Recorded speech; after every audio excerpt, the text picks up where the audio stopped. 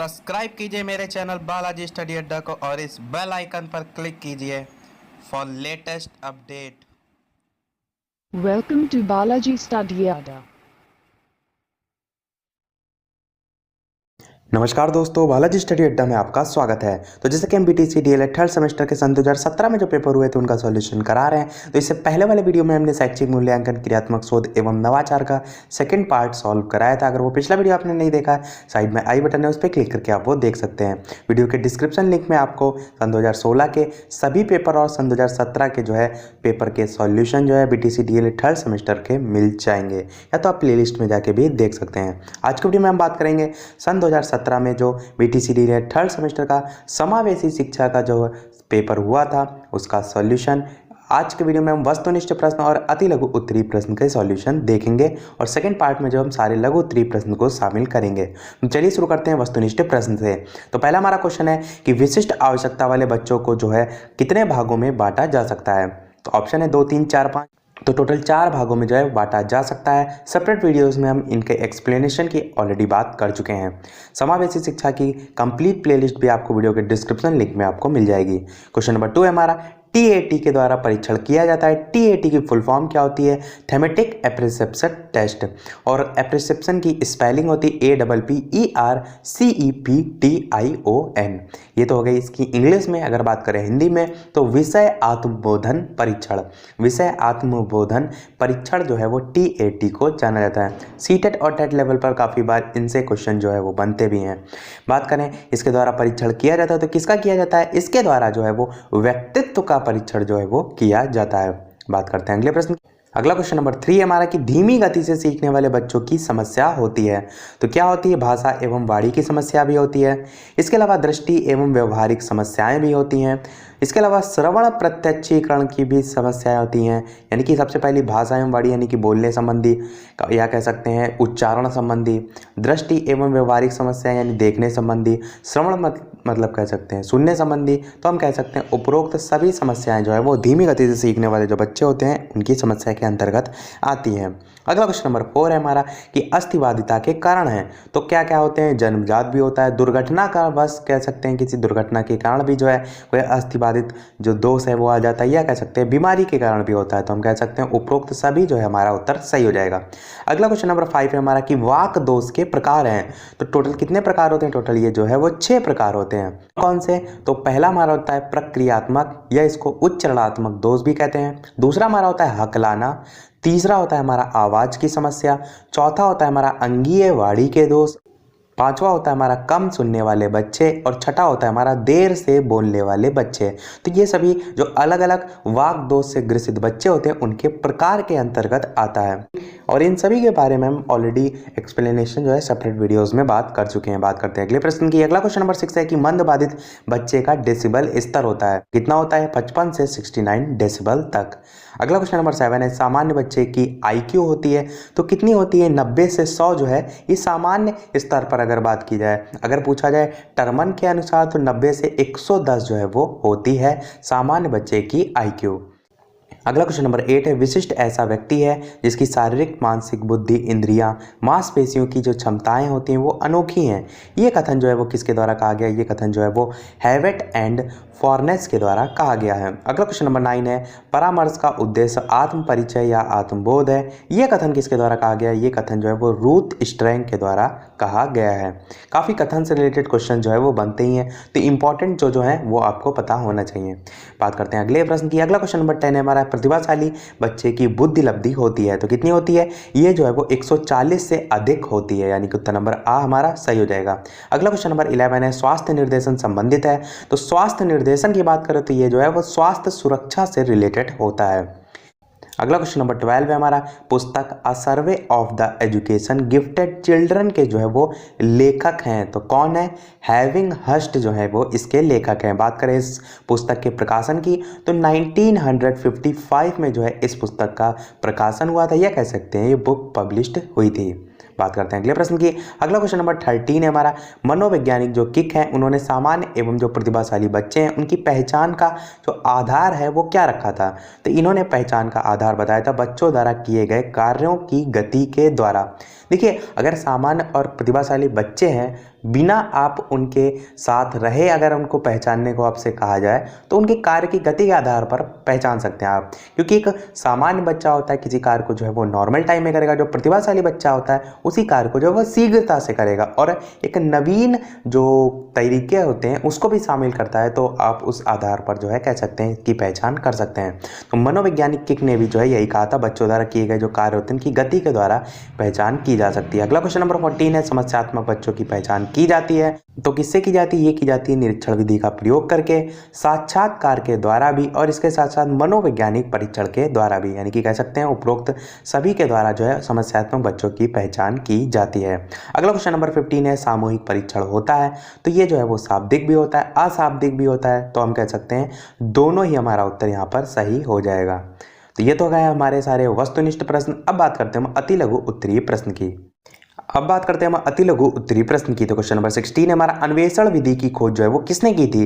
तो ये जो है प्रोफेसर H.E. आर्मस्ट्रॉन्ग ने की थी। अगला क्वेश्चन नंबर 17 हमारा कि 50 से 60 बुद्धि लब्धि वाले जो बच्चे होते हैं उनको किस श्रेणी में रखा जाता है? तो इनको जो है वो मूर्ख या कहीं कहीं इसको जड़ भी लिखा रहता है, मूर्ख या जड़ बुद्धि की जो श्रेणी है उसमें रखा जाता है। अगला क्वेश्चन नंबर 18 है हमारा, वाणी बाधित जो बच्चे होते हैं वो कौन होते हैं? तो ऐसे बालकों को वाक विकलांग कहा जाता है। वाक मतलब बोलने से संबंधित, क्योंकि हमारा क्वेश्चन में ही कह रहा है वाणी बाधित, तो बोलने से संबंधित जो विकलांग है उनको ऐसे बच्चों को कहा जाता है जिसमें हकलाना, तुतलापन, धीरे धीरे अटक कर बोलना, नाक के सुर से बोलना इत्यादि जो है वो दिखाई देते हैं, या कह सकते हैं इत्यादि लक्षण जो है वो दिखाई देते हैं। इसी को जो है वो वाणी दोष कहते हैं। बात करते हैं अगले प्रश्न की। अगला क्वेश्चन नंबर 19 है, श्रवण विकलांगता के कितने प्रकार होते हैं? तो टोटल 4 प्रकार होते हैं। कौन कौन से सेपरेट वीडियोस में हम बात कर चुके हैं। एक होता है हमारा न्यून श्रवण बाधिता, दूसरा होता है हमारा मध्यम श्रवण बाधिता, तीसरा होता है हमारा तीव्र श्रवण बाधिता और चौथा होता है हमारा गंभीर श्रवण बाधिता। इन सभी की जो है अलग अलग रेंज भी होती है जो आपको पता होना चाहिए। बात करते हैं अगले प्रश्न की। अगला क्वेश्चन नंबर 20, अल्फ्रेड बिने ने जो है वो पहला बुद्धि परीक्षण कब किया था? तो 1905 में जो है वो किया था। इंपॉर्टेंट बहुविकल्पी जो हमने बात की थी समावेशी शिक्षा की, उसमें हमने बताया भी था 1905 में इन्होंने अपना पहला बुद्धि परीक्षण किया था और 1908 में जो है इसका संशोधित रूप भी आया था, जिसको जो है वो स्टैनफोर्ड बुद्धि परीक्षण के नाम से भी जाना जाता है। बात करते हैं अगले प्रश्न की। अगला क्वेश्चन नंबर 21 है हमारा, बुद्धि परीक्षण हेतु जो है वो निर्धारित सूत्र लिखिए। तो क्या सूत्र होता है? बुद्धि लब्धि बराबर मानसिक आयु बटे वास्तविक आयु गुणे 100। तो ये जो है वो बुद्धि लब्धि का सूत्र होता है। और इससे रिलेटेड जो है क्वेश्चन प्रीवियस ईयर में हमारा पूछा भी जा चुका है, जैसे कि मानसिक आयु दे रखी होती है और वास्तविक आयु दे रखी होती है, तो हमें बुद्धि लब्धि निकालना होता है। अगला क्वेश्चन नंबर 22 है हमारा, परामर्श की 2 विधियों के नाम लिखिए। तो कौन कौन सी होती हैं? पहली होती है हमारी निर्देशात्मक परामर्श, दूसरी होती है अनिर्देशात्मक परामर्श। अगला क्वेश्चन नंबर 23 है हमारा, समावेशी शिक्षा का क्या अर्थ है? तो समावेशी शिक्षा से अभिप्राय है कि छात्रों को सार्थक शिक्षा अनुकूलतम पर्यावरण में उपलब्ध कराई जाए, जिससे वे अपने जीवन को जो है वो सफल बना सकें। इसमें योग्यता, शारीरिक अक्षमता, भाषा, संस्कृति, पारिवारिक पृष्ठभूमि तथा उम्र किसी प्रकार का जो है वो अवरोध जो है वो पैदा ना कर सकें। समावेशी शिक्षा डिटेल में हम विद एग्जाम्पल आपको बता चुके हैं कि सभी प्रकार के जो बच्चे होते हैं उनको उसमें शामिल किया जाता है, और शामिल करने में जो विशेष चीज़ का ध्यान रखना होता है वो ये कि किसी अन्य बच्चे का जो विकास है वो बाधित ना हो। बात करते हैं अगले क्वेश्चन की। अगला क्वेश्चन नंबर 24 है, मंदबुद्धि बच्चों की मानसिक विशेषता बताइए। तो मंदबुद्धि जो बच्चे होते हैं उनकी मानसिक विशेषताओं की बात करें तो बुद्धि लब्धि सामान्य बालकों से कम होती है, इसीलिए कह सकते हैं मंदबुद्धि वाली जो श्रेणी होती है उसमें इनको रखा जाता है। जन्मजात मानसिक क्रियाएं सामान्य बालकों की अपेक्षा जो है वो कम होती हैं, और स्मृति विस्तार यानी कि मेमोरी विस्तार, ध्यान विस्तार, ये सारी चीज़ें जो है वो कम होती हैं। तो ये सभी जो है वो इनकी विशेषताओं के अंतर्गत आता है। अगला क्वेश्चन नंबर 25 है, निर्देशन का अर्थ स्पष्ट कीजिए। तो निर्देशन एक व्यक्तिगत कार्य है जिसके द्वारा शिक्षार्थी को उसकी समस्याओं का समाधान करने के लिए जो है वो प्रेरित किया जाता है। निर्देशन वाले वीडियो में भी हम इसको एक्सप्लेनेशन सहित बता चुके हैं। निर्देशक जो है समस्याओं का समाधान जो है वो स्वयं नहीं करता है, वरन वो क्या करता है, ऐसी विधियां बताता है। निर्देशन का अर्थ होता है किसी व्यक्ति को निर्देश देना, और शिक्षा के परिप्रेक्ष्य में जब हम बात कर रहे हैं तो हमारा यही अर्थ हो जाता है। तो ऐसी विधियां बताना जिसका प्रयोग करके बालक जो है या व्यक्ति उन समस्याओं को जो है वो स्वयं सुलझा सके। बात करते हैं अगले प्रश्न की। अगला क्वेश्चन नंबर 26 है, वंचन यानी कि डिप्रीवेशन का क्या अर्थ है। वंचन जो है वो जीवन की वह ऋणात्मक दिशा है, ऋणात्मक जो है निगेटिविटी को दर्शाते हैं। तो वह ऋणात्मक दिशा है जो मानव क्षमताओं के विकास में जो है वो बाधक होती है। अब जब ऋणात्मक है तो जाहिर सी बात है बाधक भी होगी, या कह सकते हैं किसी चीज से रहित। बात करते हैं अगले प्रश्न की। अगला क्वेश्चन नंबर 27 है, समस्यात्मक व्यवहार के कौन से कारण हैं। तो कौन कौन से कारण है, तो इनके पॉइंट्स के अंतर्गत बात कर लेते हैं। पहला हमारा हो जाएगा अनुवांशिक कारण, जिसमें ये अंतर्गत जो है वो बुद्धि दुर्बलता, विरासत में मिले दुर्व्यसन हो जाते हैं। इसी प्रकार शारीरिक कारण की बात करें तो बहरापन, अंधापन, गंजापन, कम दिखाई देना या ऊंचा सुनना। संवेगात्मक कारण यानी कि इमोशनल डेवलपमेंट पर बात करें तो अंगूठा चूसना, बिस्तर गीला करना, चिड़चिड़ापन आदि। इसी प्रकार सामाजिक कारण के अंतर्गत निम्न सामाजिक आर्थिक स्थिति, उचित देखरेख का अभाव, माता पिता के मध्य टूटते संबंध या बड़े सदस्यों की बुरी आदतें आदि। तो ये सभी जो है वो समस्यात्मक व्यवहार के कारण के अंतर्गत आते हैं। अगला क्वेश्चन नंबर 28 है, सामाजिक निर्देशन से आप क्या समझते हैं। सामाजिक निर्देशन का अर्थ होता है सामाजिक परिपक्वता। परिपक्वता हम कहते हैं मैच्योरिटी को। परिपक्वता अच्छी आदतें तथा पक्षपात को दूर करना और अच्छे मूल्यों को सीखना। अगला क्वेश्चन नंबर 29 है, छात्रों को निर्देशन प्रदान करने वाली कोई 2 विधियों के नाम लिखिए। तो यहाँ पर जो है वो 5 विधियाँ लिखी, कोई आपको 2 लिखनी है तो आप इसके अंतर्गत भी जो है अपने आप से लिख सकते हैं। तो पहला हमारा पॉइंट है व्यक्तिगत तालिका सेवा, दूसरा है हमारा सूचना सेवा, तीसरा है हमारा परामर्श सेवा, चौथा है हमारा स्थापन सेवा यानी कि प्लेसमेंट सर्विस, और पांचवा है हमारा अनुवर्तन सेवा जिसको हम कहते हैं फॉलो अप।